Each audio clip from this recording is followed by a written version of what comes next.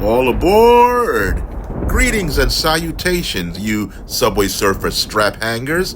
This is Elgin Subway Surfer Bowling, your conductor and creative caricature marketing consultant. You may have noticed the recent zombie invasion that seems to be taking over this YouTube channel. I'd like to tell you that there is a reason for the madness, and you're about to find out in this segment. Stay tuned. Can you guys back up off of me just a little bit? Boundaries. Why don't zombies ever respect boundaries? As a creative person, it can be sometimes intimidating to look at a blank screen. You sit there, you staring at your screen or your piece of paper. You're desperately trying to get an idea and nothing comes. Nothing whatsoever. Then you just start drawing anything, making random sketches, and all of a sudden, out of nowhere, an idea just finds you. And if you were already doing something else to begin with, that idea that finds you marries itself to your original idea and makes it that much more exciting. Even the dogs agree. Stay tuned, I'll tell you more. A good example of an idea finding you is based on what happened to me with these zombie characters. My YouTube channel had died due to neglect because of unforeseen illness. I studied on how to make my channel better, and I did some things that I had never done before. Shorts was one of them. When I began to see results, I got really happy. My results weren't astronomical numbers, but there was something that I could see. And so I got so excited, I wanted to make a video charting my progress and also to inspire other people who might have gone through or going through what I went through. I knew from my studying I had to have an eye-catching title. So I came up with bring new life back into your dead YouTube channel. And to call attention to that, I decided to look into my illustration archives and choose a picture that I liked. That's how this zombie character came about. Once I started doing the video, I said, why don't I make this guy a cartoon host of sorts, giving some speaking parts? And that's what I did. And it was so much fun doing that, I decided, well, let me make a part 2 video because there's more that I wanted to say on this subject. And so I made a part 2 and introduced a friend. And at the end of the video, I really wasn't looking to say goodbye to these characters. So I said to myself, what can I do to keep this thing going? Because it feels so good. If you recall, at the end of bringing your dead YouTube channel back to life, incidentally, if you haven't seen it, you need to see it right away. But I digress. At the end of that episode, Smiling Stan and Bullet Head Zombie Zed were on their way out the door to an interview, a job interview, never to be seen again. But then I thought to myself, how funny would it be if I created an episode where we follow them on their interview? And that's how the zombie job interview was birthed. I wasn't trying to teach any lessons. This was just for pure entertainment. And it was the first time that we got introduced to the married couple, the Stankoviches. Actually, it's Dan Stankovich and Gloria. We didn't give Gloria a last name, but they became married. And if you haven't seen the episode, I won't spoil it for you.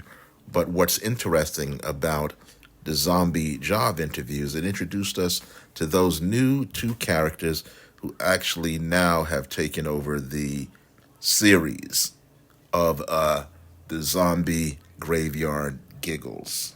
All of this not planned, just a result of a quirky idea to make a memorable looking thumbnail.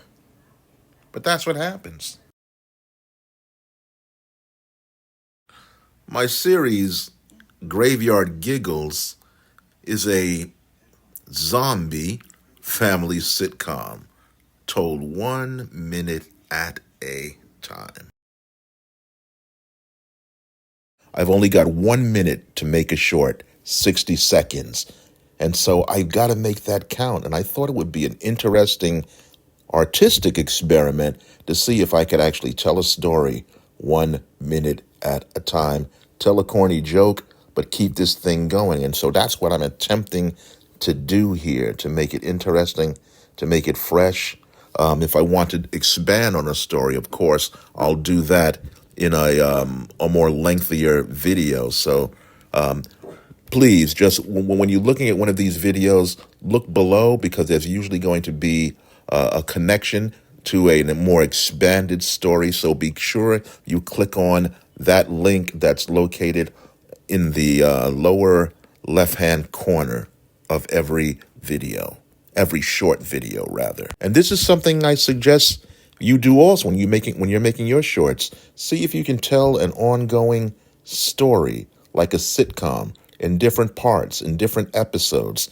And since the ideas will often find you as you're doing these things, you can expand your videos, your short videos, into a longer video that people can watch to consume some more of your content. So this is actually a strategy that is very useful. And so far, from what I see on my stats, it's working. It's working for me, and it can definitely work for you.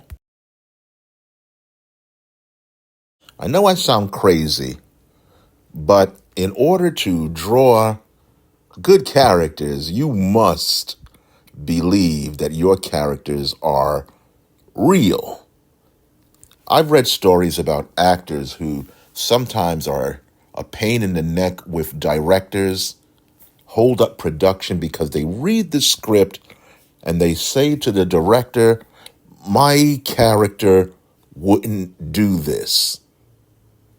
They are so intimately connected with how their character looks, acts, behaves, feels, that they can instantly see or read when their character is saying something that is out of sync with the personality, the persona that they have created for them. And it's the same way when you're drawing characters. You have to create a backstory, in your mind at least, so that you can write scripts for these characters, do the voiceovers in a way that has a certain type of authenticity to it. That's what I try to do with these zombie characters. And when you work in this way, it gets to be fun. Your drawings take on a new type of life and vitality, and it shows up in the line work, even if you're doing the same drawing over and over again. Try it. You'll like it. These characters are all real people that I've either known or seen. Let's start on the right, the extreme right. I have drawn hundreds, maybe thousands of little girls at parties, and they're squirming. Their mouth is open. There's saliva coming out of their mouth at times. They're stretching their eyes. They're moving. And so this girl is probably somebody that I drew at one of my parties whose face just stuck with me because I found it in my files, and I just painted her green. Next, the zombie guy. If you live in New York City, you can't help but see these mindless, shuffling guys with the cigarette or the weed in their hand, just walking in one direction aimlessly, shuffling along slowly, bad posture, clothes disheveled or ill-fitting. They're just waiting to be drawn, and that's where he comes from. On the bottom left, this is a woman that I saw on the subway. I don't know if she was chatting with a friend or chatting on the phone, but she seemed very animated and very excited. The voice sounds kind of like Gene Stapleton. That reminds me of a coworker that I had. She had this high-pitched kind of scratchy kind of Fran Drescher-like voice combined with Edith Bunker. Finally, my favorite, the guy on the top left.